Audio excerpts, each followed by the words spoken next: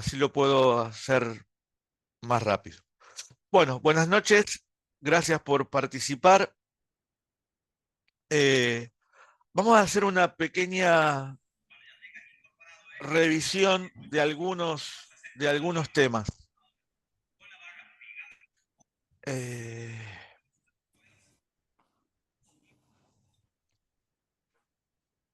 Vamos a esperar un ratitín que se incorporen. Espero que tengan preguntas más que nada, porque a veces eh, yo arranco a hablar y no paro, y después es como que a la hora de los temas que a lo mejor ustedes consideran que yo no hablé, quedan dudas sobre esos temas, ¿sí? Bien, el otro día hicimos una clase sobre la clase de educación física. Salió la mitad grabada, hubo un corte acá de tensión y se cortó la transmisión. Y después no la pude recuperar. Voy a ver si la puedo recuperar esa primer parte, así les queda el temario completo, ¿sí? Bien. ¿Quieren que empiece por algún lado?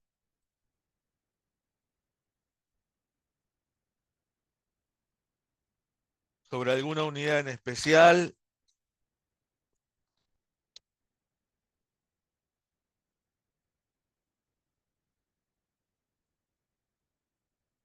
Esto es algo que el otro día hablábamos con algunos profes, que siempre cuando preguntamos si hay preguntas, en general, como no hay lectura, a veces no hay preguntas, ¿sí? Hoy estuvimos reunidos acá en Mar del Plata con muchos institutos de formación docente, y la gran queja que había desde la formación inicial era la poca lectura y el poco interés que tenían los alumnos en las diversas materias. Eh, y cuando yo hablo de, de- del rendimiento en una licenciatura, o cuando hablamos directores de licenciaturas, decimos que ahí el abanico de error o de no lectura es crucial. O sea, aquellas personas que no leen o que eh, no llevan un hábito de lectura cotidiano, se les complica, ¿sí? Así que, bueno, espero que salgan preguntas. Voy a tomar desde la unidad 5, si quieren empezar por ahí, y después voy a armar otra clase en otra ocasión para hablar de las clases de las unidades que a lo mejor no lleguemos a alcanzar, ¿sí? Profe, yo todavía, en mi caso, en la unidad 5 no la abordé, pero si quiere empezar a hablar, no tengo ningún problema. Pero ¿por qué no la abordaste? No, por cuestiones de tiempo. Ah, pero para el... No, no, o sea, ¿el parcial no lo hiciste de TP2? ¿Sí? Ah, Ah, no, sí, sí, sí, sí. Sí, sí, eh, sí, sí. por Perdón, estoy eso, o confundida. sea, si, por eso digo que a veces ustedes rinden un trabajo final o un trabajo parcial sin haber leído algunas unidades, ¿sí? Eso eh, a lo mejor me tiro la pileta y digo, bueno, no leo eso y me tiro la pileta. Encima que los TP, por ser la primer materia, ustedes ven que no son muy complicados y hay muy poca gente que desaprueba el TP, ¿sí? La unidad 5 era la de educación física y deporte. Habla sobre el Sí, cuerpo sí, sí. máquina, sobre las diferentes formas de entender la cultura actual, cómo se ve el deporte hoy en la actualidad, ¿sí? Eh, pero vuelvo a decir, si hay algún interés puntual sobre alguna unidad o sobre algún tema, eh, va a haber alguna clase más para poder abordar esas cosas que a lo mejor hoy no llegamos a ver, ¿sí? Por eso digo, a lo mejor lo importante es que hagan preguntas, porque quizás yo no abordo todos los temas. Bueno, vamos a empezar. Eh, Cuando uno lee una unidad en donde pasamos por muchos temas que a lo mejor son cruciales eh, para nuestra profesión, el cuerpo es como nuestra herramienta de trabajo, ¿sí? Muchos ni cuidamos nuestro cuerpo, lo descuidamos tomando bebidas que no tengo que tomar, algunos colegas que fuman, algunos que no pasan hace mucho tiempo por un gimnasio, por aquellos compañeros y compañeras que no tienen hábitos de vida saludable, que eh, quizás lo que yo siempre digo, que si nosotros no lo vivimos y no lo sentimos, es muy difícil de pasárselo a algún alumno, ¿sí? Eh, y, y yo creo en el ejemplo, ¿sí? Creo que si yo llevo un libro, cuando llevaba un libro al instituto, eh, querían que mis alumnos supieran que me gustaba leer, ¿sí? Y ahora, con la aparición del libro de hoy, les estoy comentando que también me gusta escribir. O sea, que esta simbiosis entre leer y escribir, ¿sí? O consumir y producir es lo que debería ser todo licenciado, ¿sí? Sé que no es fácil, sé que es complicado, pero se puede, sobre todo cuando se trabaja en equipo. El tema de la reflexión del cuerpo en, en, en la actualidad, en la sociedad actual, quizás los más jóvenes no han vivido una transformación de esa época donde había una preocupación por el rendimiento en nuestra formación. Con esto, ¿qué les digo? Que la gran mayoría de nosotros que estudió en los 80 teníamos que entrar al instituto a través de pruebas físicas, ¿sí? Y que esas pruebas físicas determinaban la entrada o no a estudiar la carrera. Los que creíamos que no era eso lo correcto, lo criticábamos y es más, estábamos en contra de que si yo no corría en 4 minutos 30 los 1000 metros, o no saltaba 4 metros en salto en largo, o 1:30 en salto en alto, o no nadaba 5000 metros, ¿sí? O no hacía tantos metros en el test de Cooper, no era la forma correcta de evaluarnos. Y acá la primera gran reflexión del día, si hay una idea fuerte, es que a veces esas cosas que hicieron con nosotros las seguimos repitiendo. O sea, en básquet, si yo lanzaba, tenía una prueba que era lanzar al aro y tenía que meter de 10 tiros 8, cuando me recibí y fui a mi escuela, le pedía eso a mis alumnos y creía que eso era calificar bien. Entonces, una cosa es evaluar y otra cosa es calificar. Esto no está tan claro en la educación física de hoy. Eh, Quizás tengamos en el último encuentro de la materia una clase exclusiva de evaluación, ¿sí? Y me gustaría que ustedes vayan preparando cómo ustedes evalúan y cómo califican a sus alumnos, ¿sí?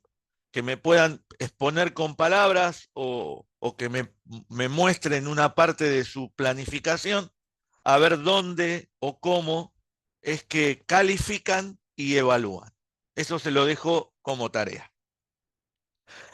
En esto del culto al cuerpo, tampoco han vivido ustedes una época en donde el fisicoculturismo era la gran vedette de la formación corporal, ¿sí? La aparición de los anabólicos, de esa alimentación rica en proteínas y en exceso de proteínas. Quizás hoy queda algún resabio en algunos programas de televisión que muestran esa preocupación por exhibir un cuerpo esbelto y o formado con muchos músculos o preocupados por esa imagen corporal. Los que leyeron correctamente o los que leyeron sobre corporeidad y sobre cuerpo, ahí habrán visto la gran diferencia entre un concepto y otro. Los que no lo tienen claro, volver a la unidad o a la lectura para analizar cuál es la diferencia en el enfoque que hay en el cuerpo en la educación física de hoy. ¿Sí? Hoy no se habla tanto de los cuerpos o está mal visto hablar de los cuerpos de las personas. Eh, También hay que entender que cada uno lo vive eh, a su manera. Quizás la gran cuestión que vivimos en los 90 era la bulimia y la anorexia como enfermedades extremas de autocastigarse y de autoflagelarse a través de la alimentación o de la no alimentación.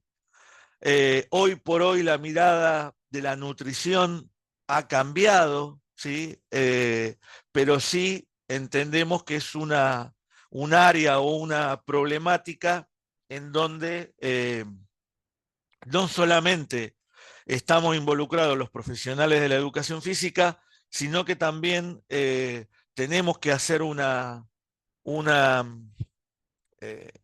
integración de saberes con otras ciencias, como puede ser la psicología, eh, que debería apoyar estas cuestiones cuando hay alguna problemática o alguna enfermedad.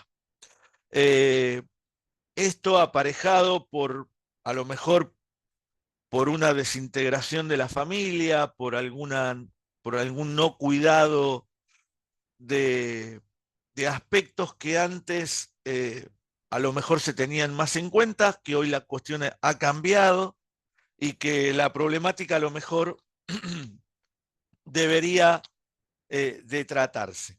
A partir de ahí, una, una breve reflexión sobre por qué uno pone tantas máquinas y cuestiones que en su momento, esto lo escribí hace mucho tiempo y a lo mejor era, no sé, estaba muy de moda el llame ya, entonces era la preocupación por comprar máquinas y tenerlas en casa para sacarla y creía que con esa historia iba a desarrollar mi cuerpo por tener una máquina de abdominales o por tener algún producto de estas características. Muchos de nosotros deberá tener algún producto de estos y a lo mejor sirve para apoyar la campera cuando uno entra a casa, ¿no? Arriba de la bicicleta o habrá que sacar la máquina de abdominales que está debajo de la cama.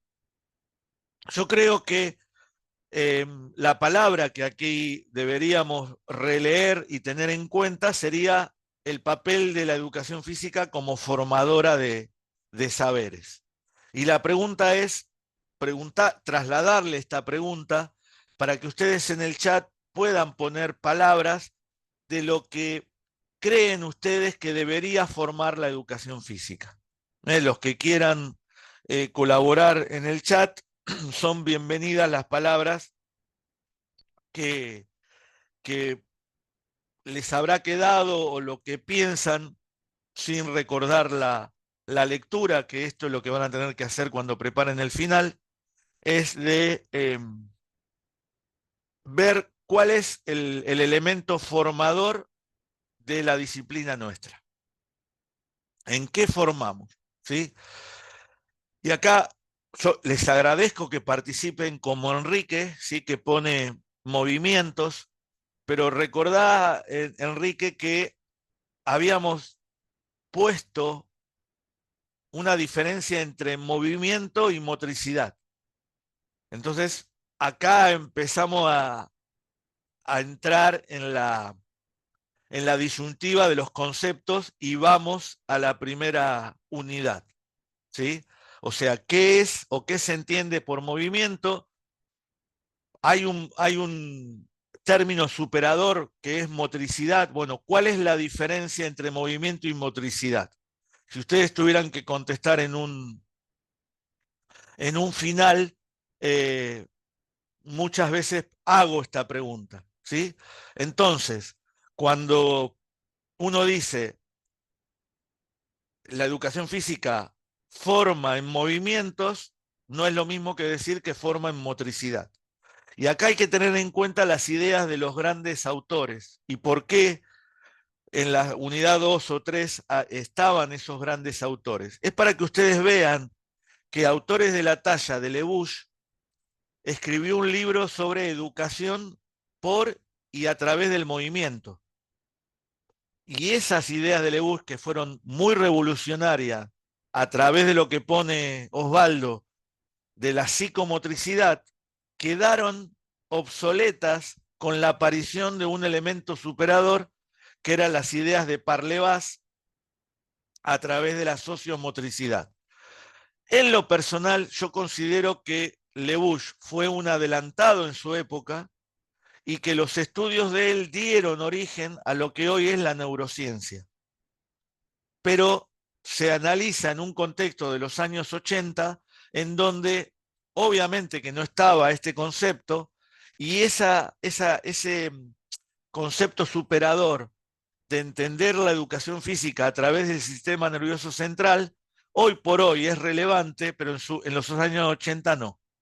Por eso les hago leer, entre comillas, esto de hacerles leer, pero sí que vean las ideas de los grandes precursores de la educación física y de cómo cada uno analizó su historia desde la actualidad. Eh, si hablo de la formación de la persona, como Nicolás o como Sofía bien apuntan, eh, y Agustín agrega un tema que son los valores y la reflexión, y Paula reafirma con la palabra valor, hay que tener mucho cuidado cuando ustedes dicen una cosa, pero después no se soporta con la práctica. ¿Sí? Esto lo vamos a ver con el tema de la evaluación. ¿Sí? Como dijimos que no era lo mismo calificar que evaluar, acá no es lo mismo decir que la educación física genera valores cuando en realidad no los genera la educación física. Esto es mentira que el rugby genera valores de amistad. No, y lo podemos discutir si quieren, pero el que genera valores es el docente que practica rugby y a través de ese docente se generan los valores. El hecho de que mañana vayan a jugar al rugby no genera ningún valor. Sí genera la acción del docente. Por eso es prioritario que jerarquicemos la labor del docente en la educación física. Lo mismo que la reflexión, ¿sí? El otro día cuando dimos la clase de la clase de educación física, hay un momento que es de reflexión. Bueno, mañana cuando vayan a dar clase, díganme qué hacen en ese momento de reflexión. Si es que hay un momento de reflexión. Este momento que nosotros tenemos, encontrarnos un día a las 9 de la noche, es nuestro momento de reflexión. Pero el único que está reflexionando acá soy yo, a no ser que les dé la palabra a alguno de ustedes o la participación que hacen a través del chat. Y eso no está bien, ¿sí? no es el fiel ejemplo de la reflexión. Eh, bien, esto de motricidad y salud, bueno, acá se empieza a complicar la historia porque hay paradigmas de la educación física y vuelvo al tema paradigmas porque evidentemente es un tema que sí nos debe preocupar, por más que a muchos, después cuando le pregunto qué es el paradigma sociocrítico y explicarlo, porque no es solamente haberlo leído, no, ahora lo tengo que explicar, cómo llevo adelante un paradigma sociocrítico. ¿Y por qué hoy a lo mejor en algunos institutos no está ese paradigma presente? ¿Qué dice el paradigma recreativo o de vida en la naturaleza? ¿Qué dice el paradigma deportivista? Todos esos paradigmas forman parte del análisis del lineamiento curricular.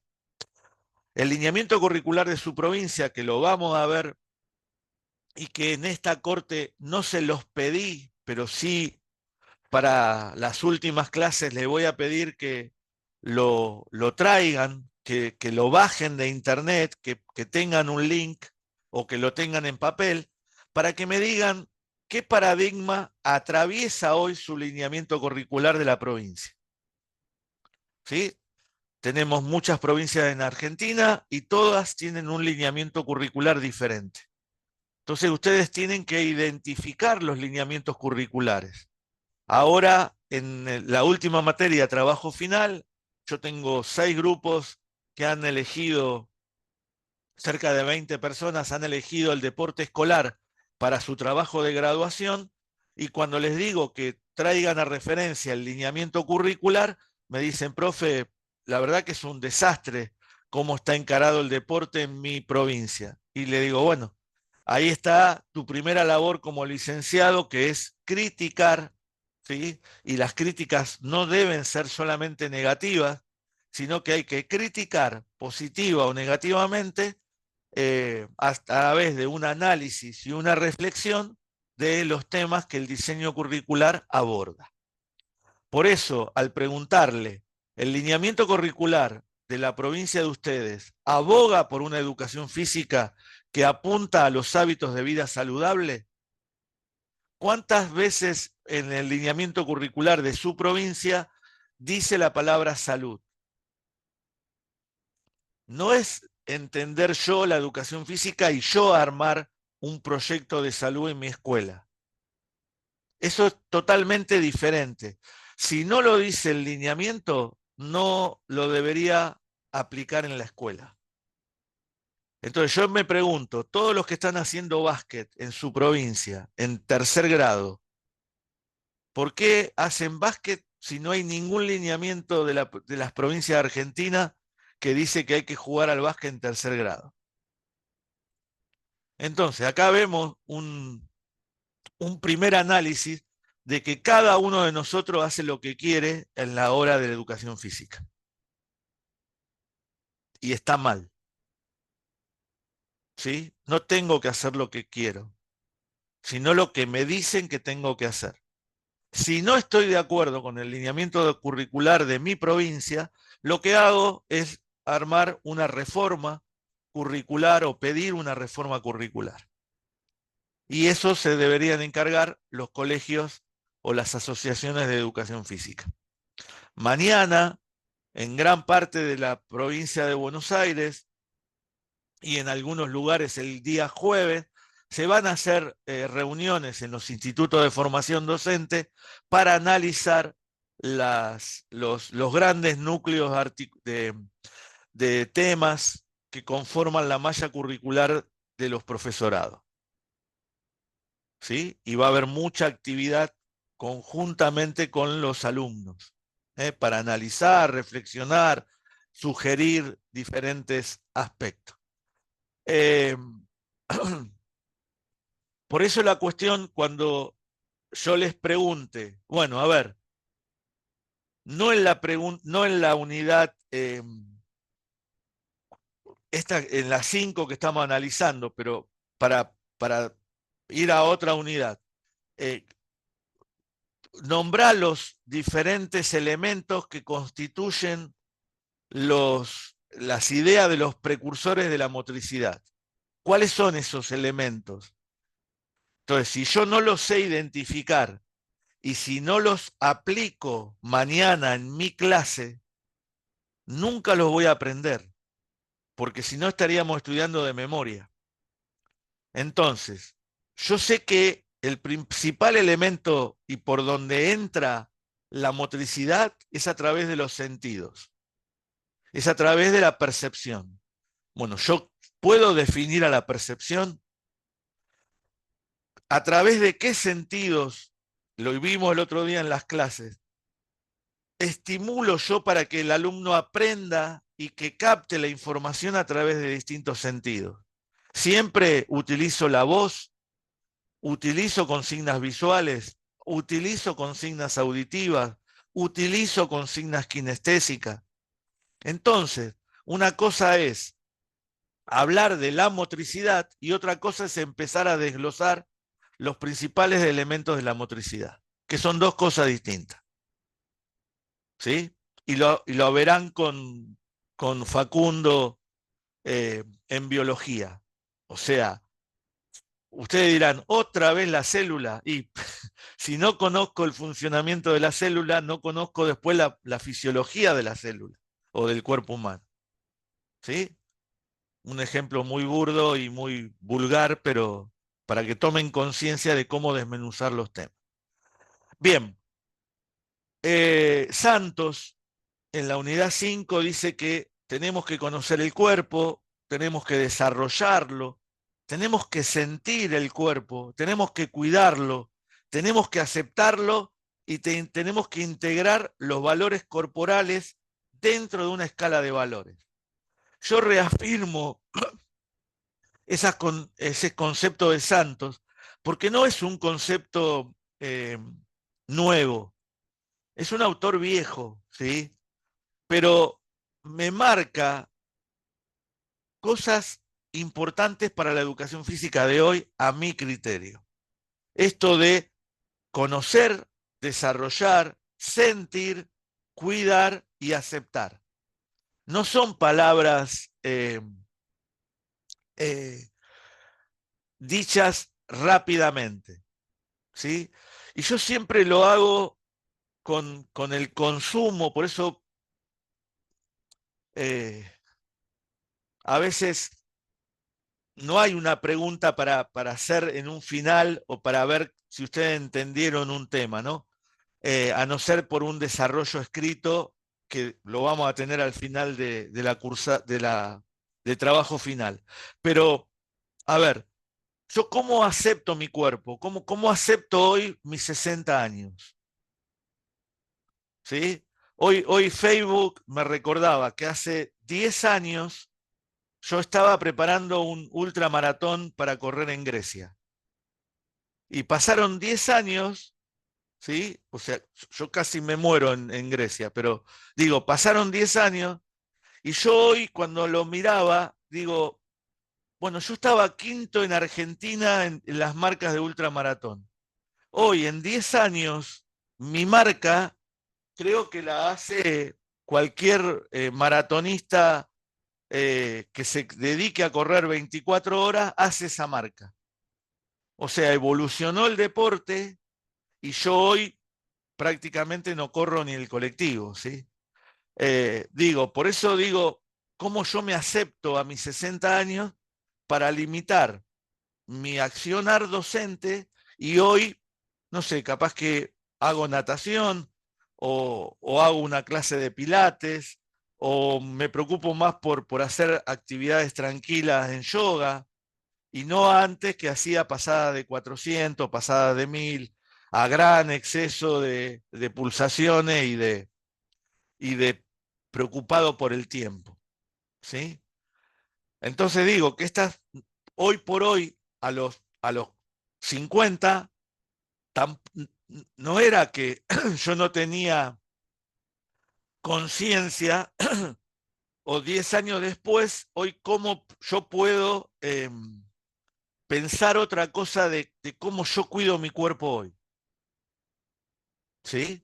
Y muchos de ustedes hoy no habrá tomado 2 litros de agua, o habrá hecho algo en exceso de harina o, o- o- o de dulce, no sé, ¿sí?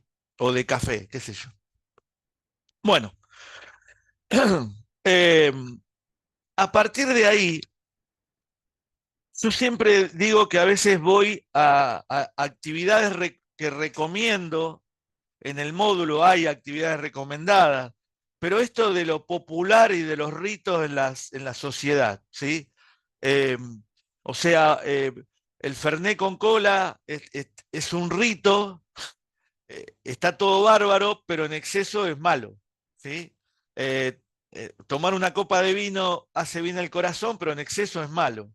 O sea, eh, por eso digo, a ver, yo cómo manifiesto esto a mis alumnos, cómo le transfiero esto de los ritos, del comer asado los domingos, la pasta del domingo, o por qué tengo que comer un puño de arroz y no tres platos de arroz. O sea, eh, esto también en esa actividad recomendada es para que ustedes analicen estas cosas que a lo mejor no están traducidas en la lectura de un artículo. ¿Sí? Por ejemplo, esta pregunta, fundamente enumerando las posibles causas de la pérdida del sentido lúdico en el deporte, teniendo en cuenta los distintos ámbitos de aplicación. Esta es una actividad recomendada que no está pedida o que a veces solamente está fundamentada por los tres tipos de deportes que yo pongo ahí en un artículo. ¿Sí? Que hay colegas que me dicen, Ale, el deporte es uno, sí, el deporte es uno, pero el deporte en la escuela puede ser de una manera, el deporte en el club puede ser de otra manera y el deporte en la sociedad de fomento puede ser de otra manera.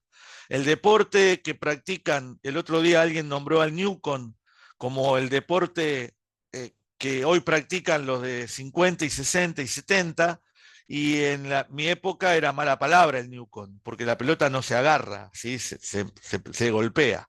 Pero ven cómo las cosas cambian.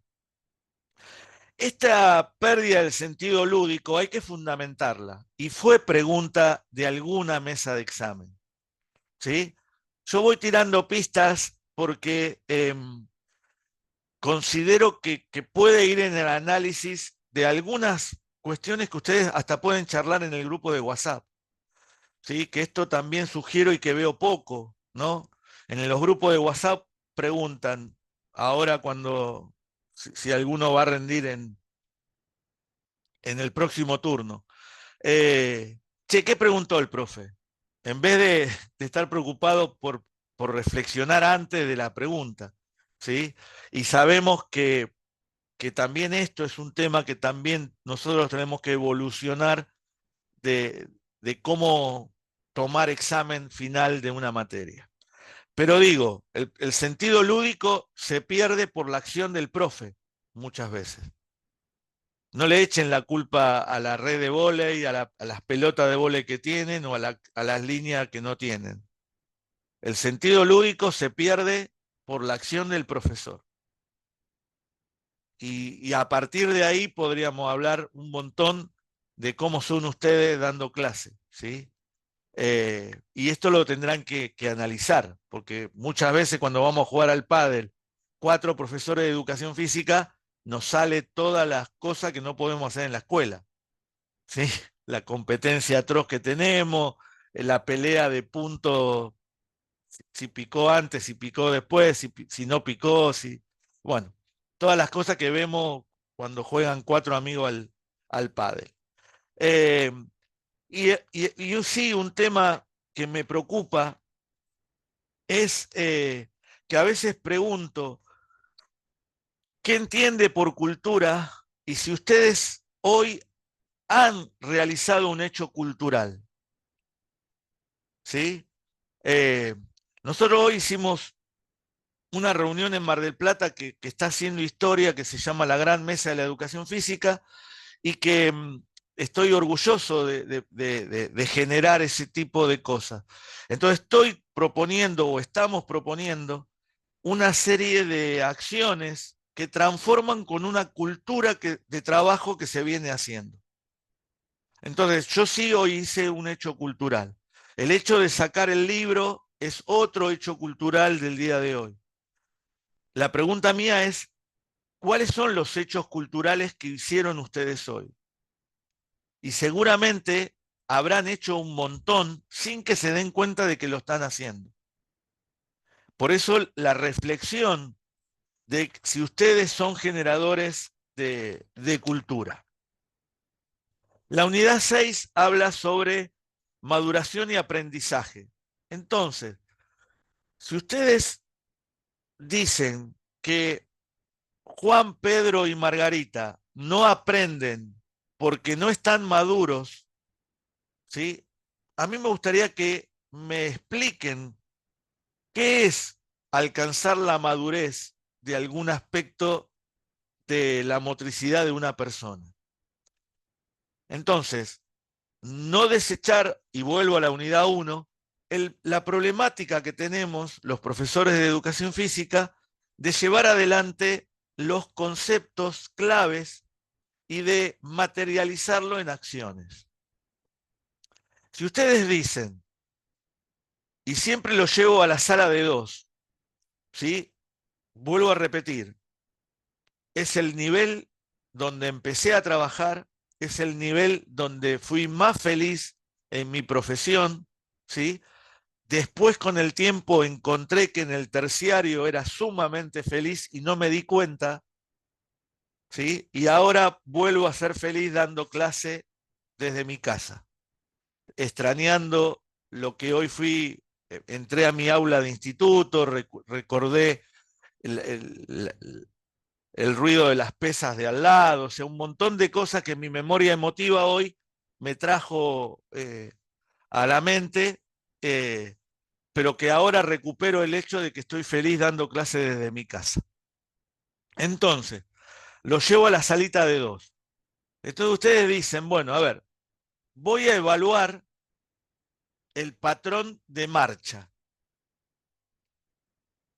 Entonces digo, wow, voy a evaluar a 12 chicos y chicas que tienen 2 años de haber nacido, donde dice la teoría que a los 9 meses se genera un patrón de adquisición de la marcha. Pero ahora bien, cuando yo le pregunto a mamá, y ahora sí hago hincapié en la madre, porque durante toda mi etapa la que venía a las reuniones era mamá, ¿sí? Hoy eso ha cambiado y hay muchos padres que van a la escuela y están muy presentes. Le pregunto, ¿a qué edad empezó, a qué edad cronológica empezó a caminar o pasar de una posición sedentaria a una posición bípeda? Y no toma conciencia los padres de cuándo alcanzó esa maduración, cuándo alcanzó el grado de madurez que le permitió pasar de una posición a otra. Es más, en algunas culturas se le ataba las piernas a las personas, se lo ponía en la espalda y se lo trasladaba, y el patrón de marcha aparecía mucho después. Si soy claro con el patrón de marcha, imagínense con el patrón de lanzamiento, que está prohibido, y que los nenes de 2 años o de antes, era el juego que hacían con mamá y papá de tirarle el osito de peluche para que yo se lo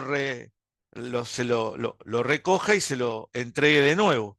Si no aparece eso, aparece el llanto como manifestación de desagrado porque todavía no sabe hablar. Entonces, ustedes ven cómo una cuestión muy chiquita es tan importante para saber cuándo aprendió a caminar. Y eso tendría que estar. eh, Hoy es el cumpleaños de una de mis hijas y, y nosotros le hacíamos un recordatorio de cuándo empezó a caminar, cuándo dijo la primera palabra, cuándo hizo esto, bueno, y recordábamos eso, ¿sí? Eh, Ahora bien, los que no tienen hijos, establezcan esto. no sé, yo hice las 1000 pruebas con mis hijas, ¿sí? A mí me decían, Piaget hacía esto con los pibes y yo iba y lo hacía con mis hijas, pobre. Eh, pero bueno, el concepto de maduración, ¿cuándo creen que debería caminar, lanzar? ¿Cómo evoluciona y madura el patrón de salto? ¿Por qué el nene de 2 corre, para ante la línea o entre la soga, da un paso y después sigue corriendo? Y no engancha y no eh, coordina el salto con la carrera. ¿Por qué no involucramos los brazos en el salto? Esas quizás son aspectos que en mi época la motricidad de su momento y los autores del momento nos decían que teníamos que hacer. Y esto estaba asociado con las ideas de Leboeuf, que decía que si algún patrón motor no era adquirido, podría haber alguna problemática en el sistema nervioso. Entonces yo me di cuenta de que ahí había una unión entre lo psicológico y lo corporal. A partir de eso, mucho más grave es no saber definir aprendizaje. Y mucho más grave es definir aprendizaje, no saber definir aprendizaje motor. ¿Sí? Si yo no tengo en claro qué es aprendizaje, es muy probable que no lleve esto a mi clase cotidiana. Si yo te tengo que decir todos los días cómo agarrar la barra cuando vas al gimnasio, voy a decir, che, pero vos me estás prestando atención. O sea, lo primero que le digo es eso. Y entonces ahí aparece otra cosa que es la atención y es la percepción. O la atención selectiva que yo tengo a la hora de aprender. ¿Qué elementos capto de lo que el profesor me quiere decir? ¿Qué pasa en esta clase que somos, no sé cuántos somos hoy? Eh, ¿Qué pasa en nosotros que vos decís, hoy somos 45? De los 45 que estamos acá, y que yo veo 6 o 7 en la pantalla nada más, si digo lo mismo hacia todos, ¿por qué hay 3 que captaron la idea y 4 que y 40 que cuando pregunto qué es aprendizaje no me saben responder? Si la clase la di igual, ¿viste? En mi época decían, ah, bueno, pues yo te di la clase. Pero no es cuestión de dar, es a ver cómo vos recibís esa clase. ¿Qué es aprender? ¿Qué es, qué analizamos cuando decimos aprendizaje motor? La pregunta es, ¿por qué considera usted que el aprendizaje es un proceso? ¿Sí? Yo les voy a proponer una idea. Eh, Hoy arrancamos una reunión poniendo 3 palabras que teníamos que usar en el discurso inicial de presentación. ¿Sí? Entonces, algunas personas hablaron mucho y habíamos puesto 3 palabras, ¿viste? Entonces, yo les voy a proponer que ustedes hagan preguntas. A ver, ¿qué preguntarían de la unidad 1? ¿Qué preguntarían de la unidad 2? Y que en el chat de WhatsApp, que ahí todos lo vemos, ustedes vayan tirando preguntas de cada unidad. Y van a ver que ustedes tienen la misma categoría que yo. Ustedes son profes. Y yo ahí me voy a percatar qué preguntarían ustedes si son profes de pedagogía. ¿Por qué quiero que piensen de esta manera? ¿Sí?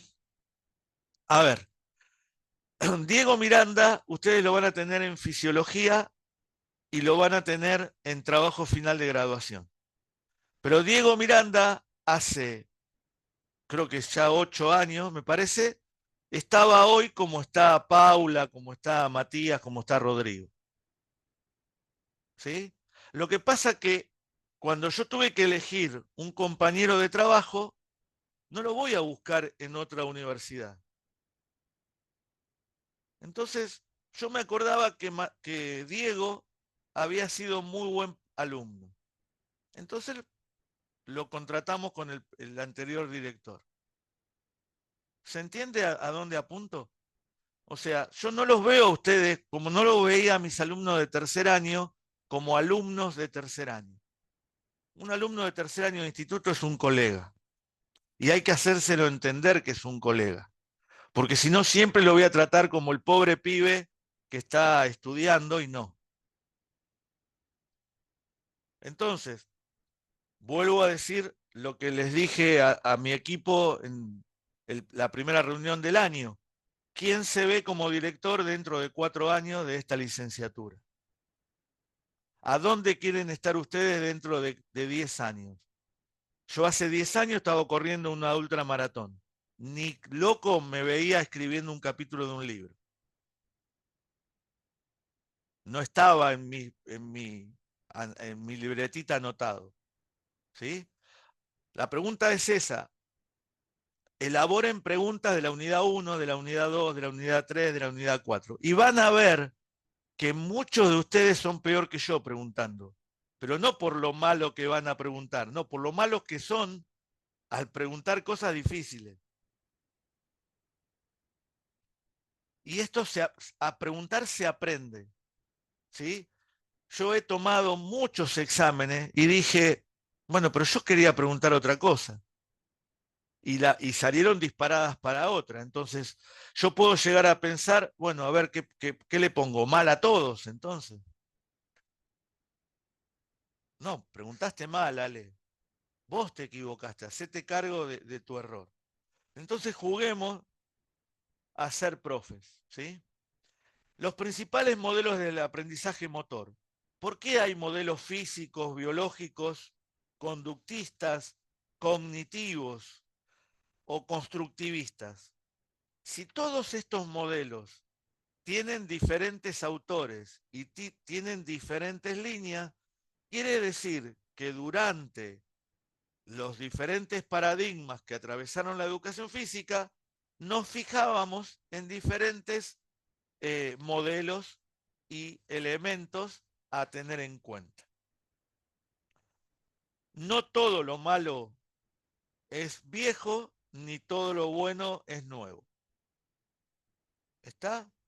Entonces, ustedes ven que en un modelo habla de aspectos cognitivos y hoy vemos que la neurociencia tiene mucha implicancia en los factores de aprendizaje y cómo ustedes, después de una hora, a lo mejor no están tan atentos como los primeros 10 minutos. Bueno, ¿qué hace el profe para volver a entender que estos procesos de la información y ese procesamiento de la información se da pasando por diferentes elementos que tengo que tener en cuenta? La teoría de la Gestalt, ¿por qué está ahí puesta? Eh, Porque quizás yo voy a tratar de compartir una cosita si puedo. Eh, Analizar en esa teoría de la Gestalt por qué el todo es anterior a las partes. ¿Por qué primero me preocupo por un todo y por qué después me preocupo por unas partes? Generalmente a veces no tenemos en cuenta el todo y quiero enseñar las cosas haciendo la gran Tupac Amaru, destruyendo el cuerpo en un montón de partes y después les digo a mis alumnos, bueno, che, ahora todo esto lo tienen que unir ustedes. Entonces ahí me doy cuenta de que le erré. ¿Sí? Bien. Por suerte, uno es ordenado y encuentra las cosas rápido. Vamos a... esperen que perdí dónde estaba la... Acá está. Bien. Voy a compartir un minutito.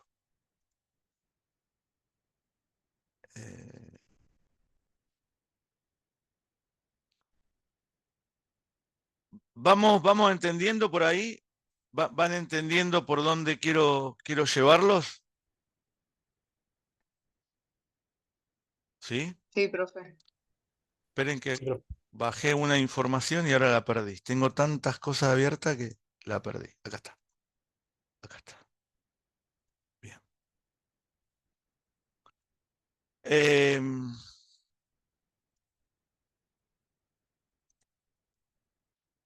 Pom, pom, pom, pom, pom. Uy, qué mal que está esto hoy. Bien. Bueno, teoría de la Gestalt, ¿sí? Vamos a presentar desde acá. Bien, ¿qué vemos? ¿Sí? Esto para que tengan en cuenta diferentes cosas que en su momento creo que con ustedes la hemos aplicado. ¿Qué ven? Si un conejo o un pato. ¿Sí? ¿Se acuerdan de esto? ¿Sí? Bien, Sí, sí. Sí. Sí, profe. bien. Sí. El conejo o el pato. Esta es una figura muy utilizada por los psicólogos para ver qué ven. Esta creo que no la hemos utilizado con ustedes. No, esta no. Bien, ¿qué están viendo en la imagen? Una mujer. Una mujer. Bien, ahora la pregunta mía es, ¿ven una mujer vieja o una mujer joven? Joven. Las dos cosas. Joven. Bien, ven que acá Joven. uno ve la joven y otro ve la vieja. Entonces hay que ver yo cómo llevo adelante estos procesos. Ahí que ven, Dos personas. yo veo una O una copa. copa, podría ser. ¿Se entiende? Entonces, esto es lo que nos dice la teoría de la Gestalt. Pero una cosa es leerla en un artículo, ¿sí? Y la otra cosa es analizarla dentro de un sistema o dentro de una pedagogía y ver esto como una ambigüedad. ¿Sí? Miren qué joven que estaba ahí con más pelo. Se ve que esto tiene sus años. Bien, ¿está? Entonces, una cosa es, yo la teoría de la Gestalt la tengo hace mucho tiempo incorporada y la idea es que yo la aplique. Ahora bien, sigo hablando de modelos de aprendizaje. ¿Sí? Yo no dije que es aprendizaje, yo espero que me respondan ustedes, ¿sí? O qué es aprendizaje motor. Ayer tuve una charla con Mario Di Santo, ¿sí? Mario Di Santo acaba de escribir un libro y ahora, como es amigo, se lo vamos a presentar acá en el canal que tenemos en la asociación. Entonces, con Mario decía, me dice, Ale, voy a hacer un libro sobre Bernstein.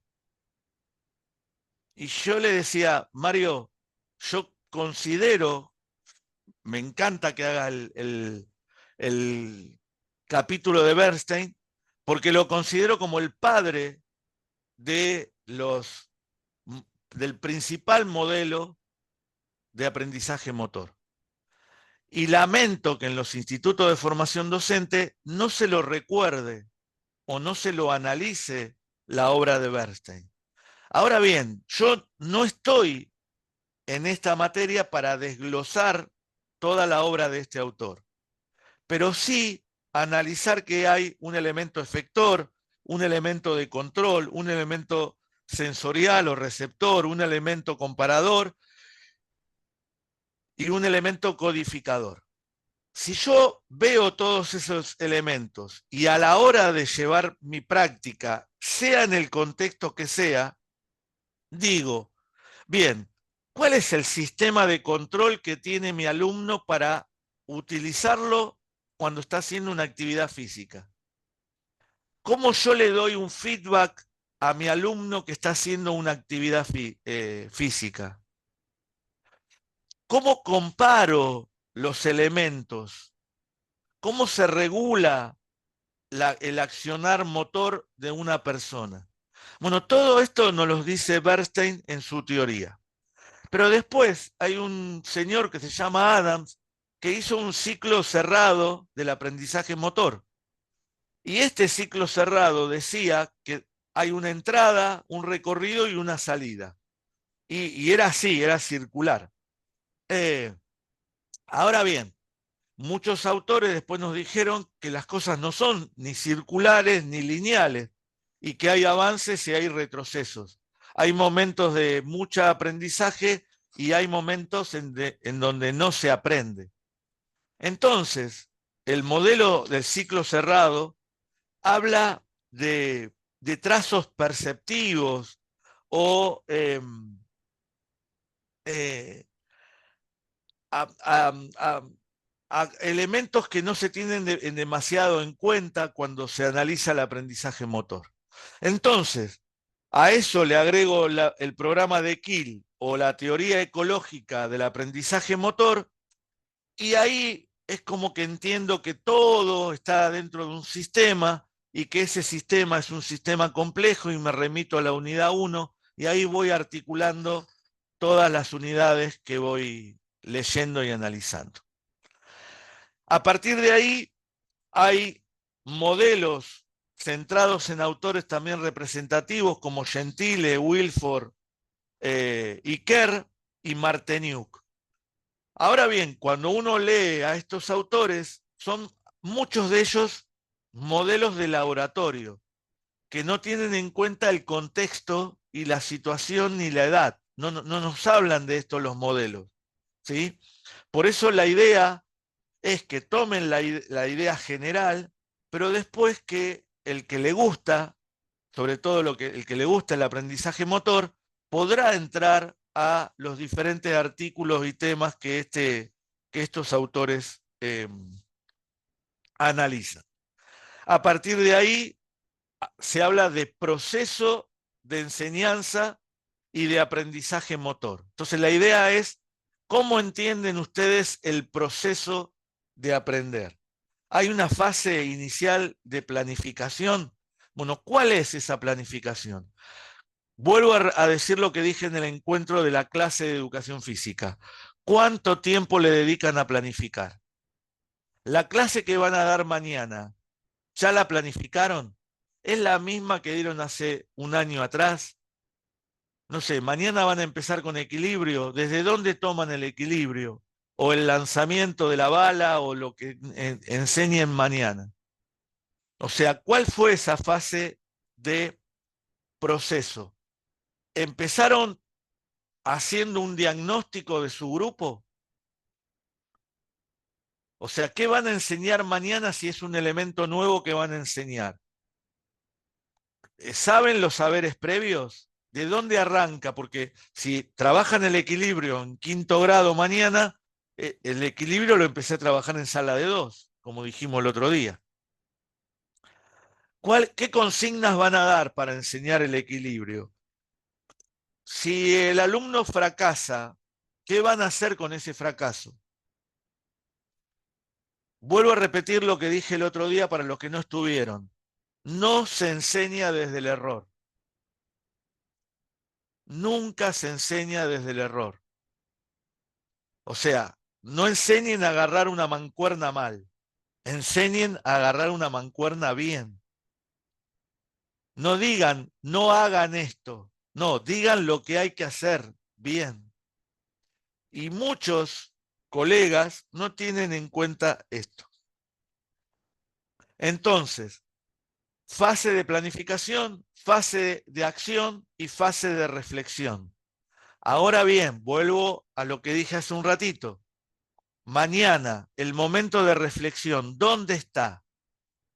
Más allá que acá estuvo en el chat con las palabras que ustedes pusieron, ¿sí? Eh, eh, eh, el momento de reflexión tiene que estar. Y el momento de reflexión puede ser que lo lleven ustedes desde, desde el chat cuando termine la clase de hoy. Ahí en caliente, bueno, ¿qué entendí de la clase? Porque acá hay 45, en el grupo somos 150. El que no vino a la clase dice, ¿de qué hablaron? Mecanismo perceptivo, mecanismo de toma de decisión. Ahora bien, ¿cómo hacen que los alumnos tomen decisiones? Si tuvieran que contestarme ahora, ¿con qué palabra activarían ustedes la toma de decisión? Herramientas. ¿Qué más? Presentándole problemas. Bien. ¿Quién dijo eso? Lara. Sí. Bien, muy bien, Lara. Diste en el centro de la diana. Si vos no presentás un problema, no te hago tomar decisiones. Si no te pregunto y no te cuestiono, nunca vas a responder. Y por eso nadie habla en la clase, porque todos estamos muteados. El único que habla es el profe. No hay problemas, el profe habla, habla, habla, habla, se sacó todo lo que tenía en la clase y ya está. Yo hoy decidí no presentar PowerPoint, a no ser de esto de la teoría de la Gestalt, que lo tenía ahí preparado. Pero ahora bien, tomo decisiones. ¿Qué hago? ¿Tomo la pelota chica, tomo la pelota mediana o tomo la pelota grande? Decido saltar las dos líneas que están a 20 centímetros, a 40 o a 60. Los enfrento con esa realidad. Entonces, en una misma clase voy a tener distintos niveles.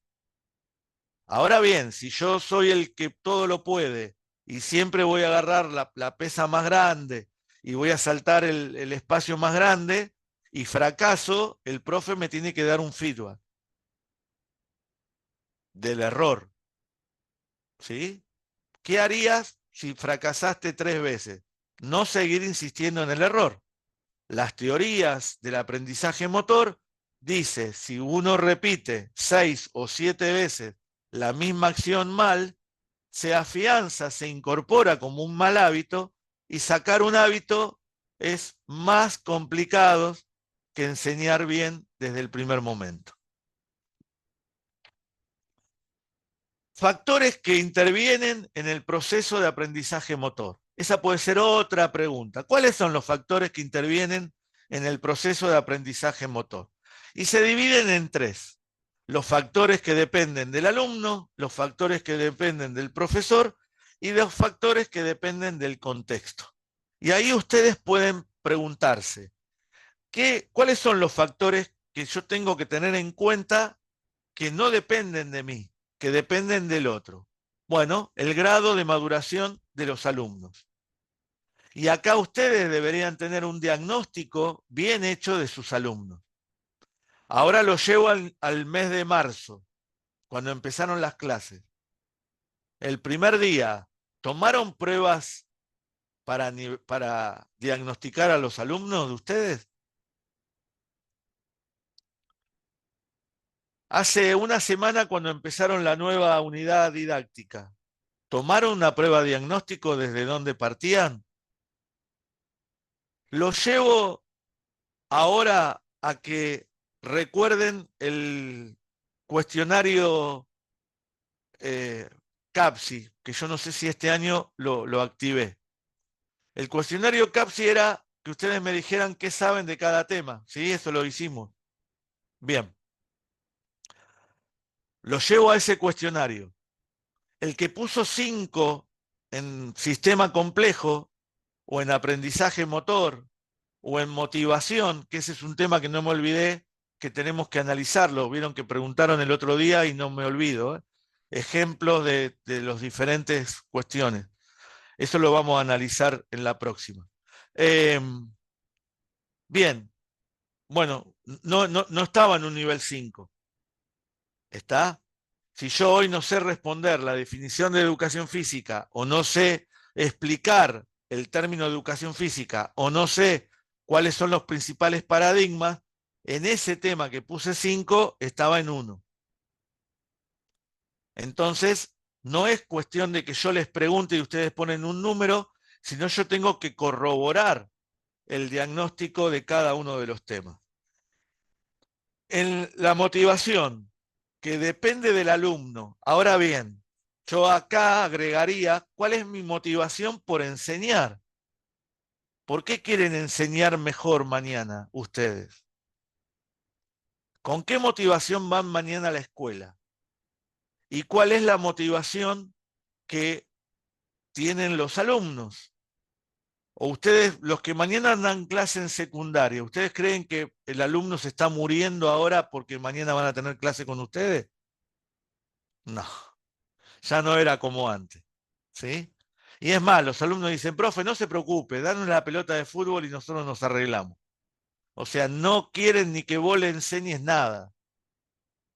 Y ahí te das cuenta el poco valor que nosotros le damos a la clase, porque ya vamos sin motivación.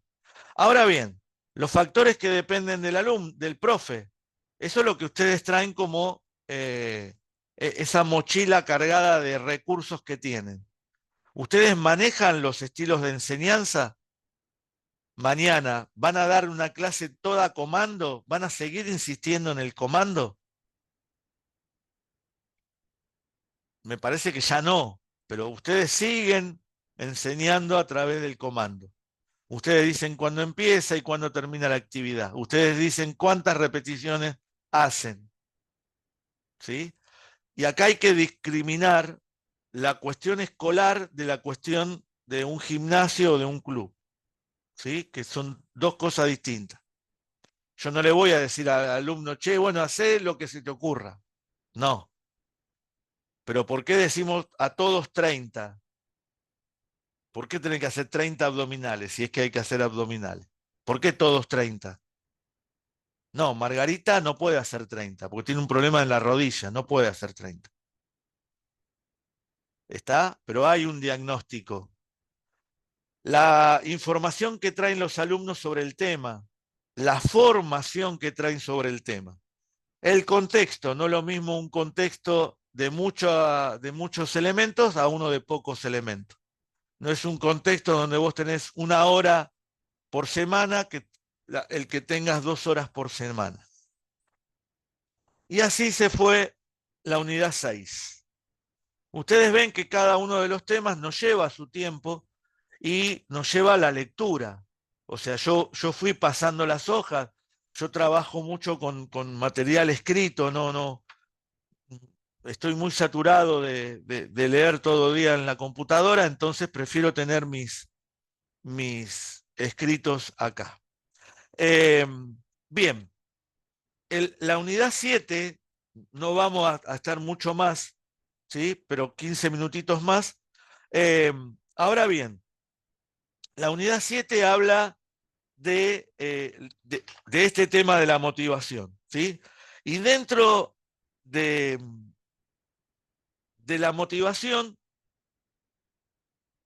yo les propongo prepararnos para un encuentro en donde yo voy a mostrar cuadros en donde vamos a partir de lo que es la desmotivación para entender lo que es la motivación superadora o la motivación que yo aspiro como director de la carrera.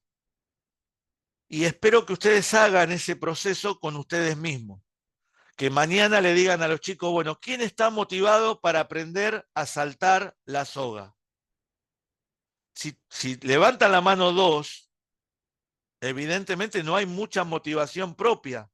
Van a tener que ustedes que trabajar mucho para lograr que todos se motiven.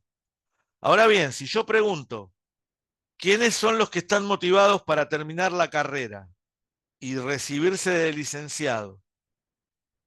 Bueno, ahora vamos a ver cómo yo me voy preparando en pedagogía, en biología y en organización y cómo voy transcurriendo eso. Recién una alumna, antes de empezar la clase, me dijo, profe, voy a abandonar trabajo final, porque en su momento vos me dijiste que había que dedicarle tiempo y no te di bolilla y no te hice caso, y no tengo tiempo para dedicarle. Entonces, la motivación del primer día que ella tenía la fue perdiendo ahora, pero pasaron 3 meses, a que perdió tiempo en eso que yo le dije que iba a pasar. Entonces, ¿qué es estar desmotivado? Si lo tienen bien claro, para que después entendamos a qué se llama motivación intrínseca.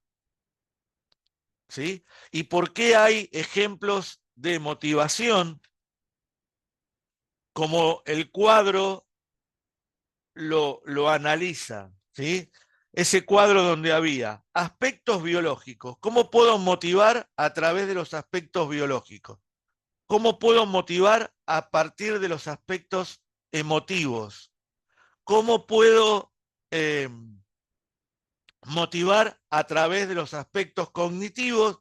¿Y cómo puedo motivar a partir de los aspectos sociales? Esto sería lo que después vamos a analizar solamente una clase de motivación. Pero la pregunta es, ¿leyeron esto? Y capaz que nadie puso Escartí Cervelo, 1994, y buscó algún material sobre estos autores. Ahora bien, mañana, cuando yo te diga, che, mira, si vos haces fuerza de brazos y repetís agarrar una pesa 20 veces así, cuando tengas 60 o 70 años, ese ejemplo, ese video, ¿no lo vieron? Del abuelito que se le falleció la mujer y agarró una pesa rusa y levantaba la pesa rusa. El primer día no la pudo levantar y después de mucho tiempo pudo levantar 3 o 4 veces la pesa rusa. Los hijos, la señora del barrio, la chusma del barrio y eso decían que el viejo estaba loco. Pero él, ¿cuál era la motivación? Que el tal día tenía que el cumpleaños de su nieta o era la Navidad y iba a pasar la Navidad con su nieta y el abuelito levantaba a su nieta que pesaba tantos kilos como igual que la pesa rusa y su nieta ponía la estrellita en el árbol de Navidad. Todo ese proceso que el señor este hizo fue para tener fuerza y poder levantar a su nieta. A partir de eso que hizo el señor este, buscó la pesa que estaba olvidada, buscó el equipo de educación física que estaba arrumbado, se puso la zapatilla, se tuvo que bañar todos los días porque transpiraba, tuvo que tomar agua. Miren cómo cambió los hábitos esta persona y cómo se transformó por una motivación. Entonces la pregunta es que, a ver, ¿cómo motivan ustedes a sus alumnos? ¿Cómo empiezan la clase para motivarlos? Hoy preguntaron por qué no empecé con música y sí, ya les digo, estaba con charlas y no me alcanzó el tiempo y, y no hice esa previa. Ahora bien, cuando yo pregunto cuáles son las técnicas motivadoras en un examen, ¿sí? Miren lo que dice el artículo, ¿sí? Planificar prácticas y entrenamientos variados y entretenidos. Por ejemplo, juego sorpresa. Bueno, mañana, ¿cuál va a ser el juego que van a llevar de sorpresa? Esto que decíamos el otro día, profe, hice llevar a mi chica un gorro, como el otro día a nosotros se nos ocurrió entrar todos con un gorro. Bueno, mañana, ¿cuál es la palabra sorpresa o la acción sorpresa?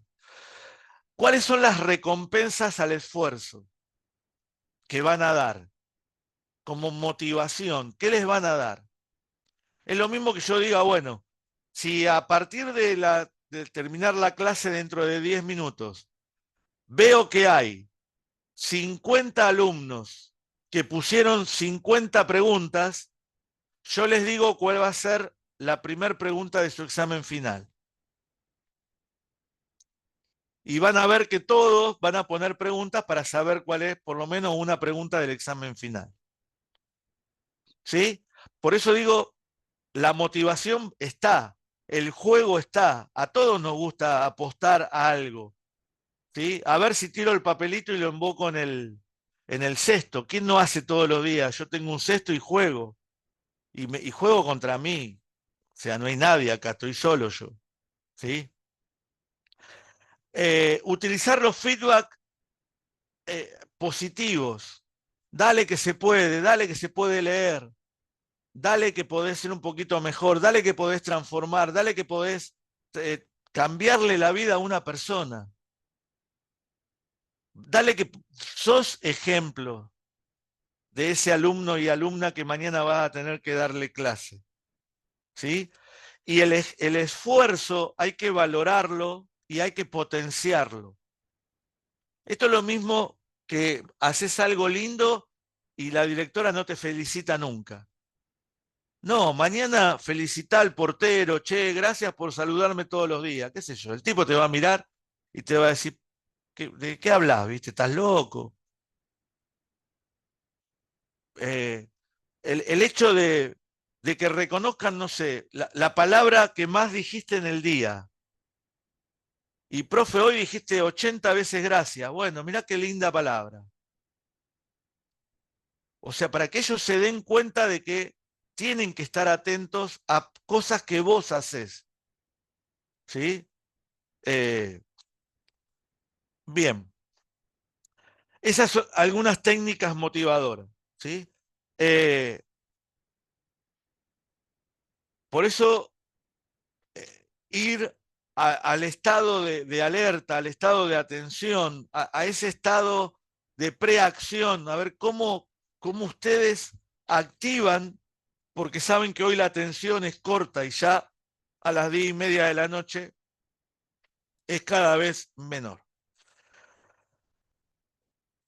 Bien, dejamos acá en la unidad 8. O sea, nos faltaría la 8 y la 9, que son dos unidades que quiero abordar desde un paradigma superador. Primero, recordar que vamos a hablar de motivación, ¿sí? Para el próximo encuentro, que no está generado, pero ahora lo voy a poner con día y hora para que estén preparados.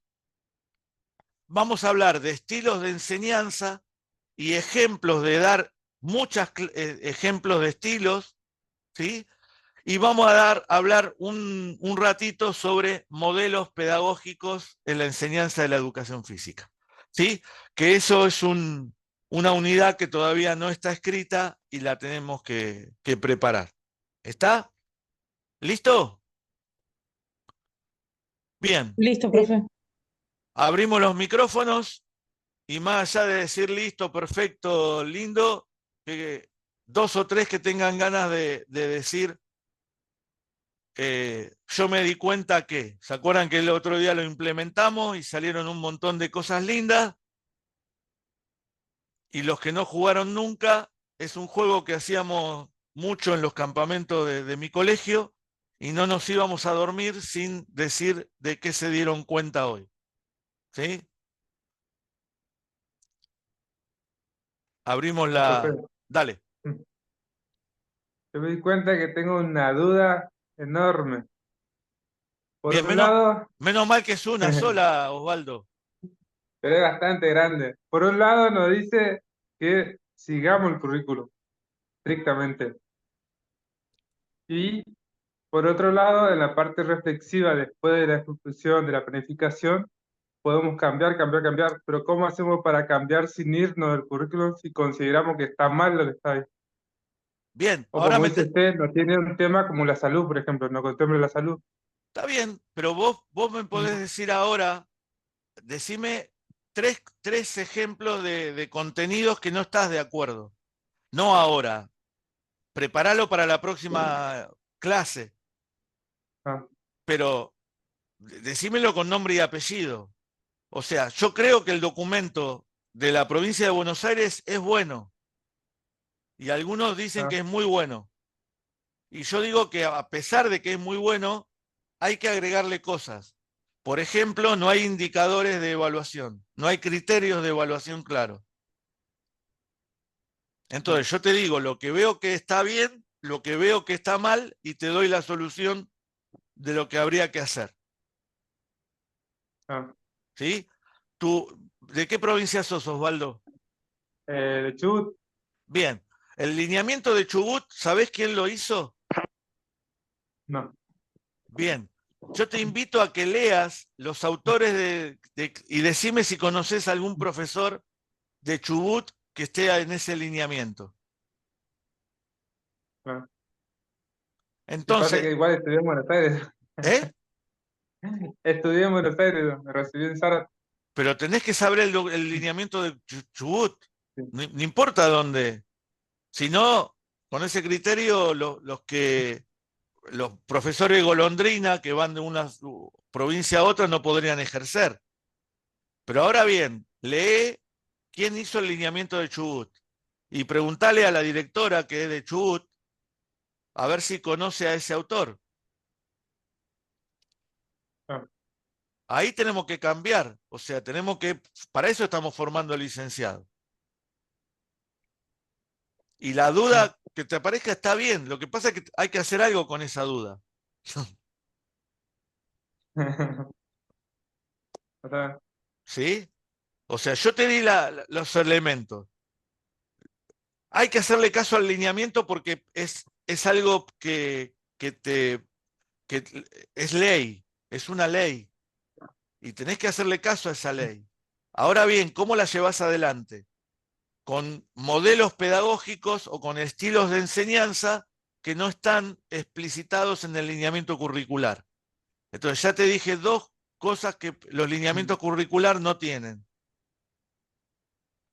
ah, pero hay que analizar el lineamiento curricular. ¿De acuerdo? ah, a ver. Bien. ¿Quién se dio cuenta de otra cosa? Vamos. Profe, Sí, yo me di cuenta de la importancia de motivarse a uno mismo. Capaz que yo me enfoco mucho en motivar a mis alumnos y llega un momento que hasta yo me doy cuenta de que pierdo la motivación en mí mismo, en las cosas que hago yo, y que todo encadena. Si yo no estoy motivado, capaz que no puedo generar esa motivación que quieren los alumnos. es muy probable que pase eso. Ahora vos hay que ver dónde encontrás la motivación. En un texto, en un libro. O sea, ya el hecho de estar en una licenciatura, no creo que no estés motivado. Y a tu edad tampoco, porque si yo estoy motivado a los 60, vos tenés que estar sumamente motivado. ¿Sí? Pero hay que ver, por eso te digo, cuál es tu expectativa, dónde querés estar dentro de 2 años. ¿Y qué te motiva? Porque si no, es como tener una zanahoria, ¿viste? Para el burro, ¿viste? Si no tenés esa zanahoria adelante, no te motiva nada. O sea, a mí me motiva a cambiar. A mí me motiva ahora escribir 2 capítulos en vez de uno. O armar un curso recopado o dedicarme a modificar algo que veo que está mal. Claro, ¿Sí? ahí está la reflexión de uno también, la Sí, importancia de reflexionar cuál es el tema que te motiva, qué es lo que te motiva. seguramente que si tu motivación pasa por algo que te guste, no la vas a abandonar porque te gusta. ¿Sí? Sobre todo aquel que, no sé, que le gusta tocar un instrumento musical y todos los días tiene que tocar. Y es la única forma de progresar en el instrumento. Nosotros no estamos todo el día picando la pelota o saltando la soga o leyendo sobre modelos pedagógicos. No sé, venís de la clase de biología y te metés en una clase de pedagogía y no sé en cuál estabas más motivado para venir, qué sé yo. ¿Entendés? Pero bueno, yo creo que te motivás cuando ves un problema en un alumno y vos le decís, lo voy a educar. ¿Sí? Mañana, no sé, yo no quiero que tengan un chico ciego, ¿no? En su grupo, pero el día que tengan un chico ciego van a entender que van a tener que enseñar sin mostrar. Justo eso me pasó, ya me está pasando en algunas clases, yo trabajo en gimnasio y tengo una alumna que tuvo una CB y bueno, la idea que yo estaba hablando con ella es cómo los levantamos del suelo si ella se cae en la calle. Y bueno, estamos trabajando de eso ya es motivación, ¿viste?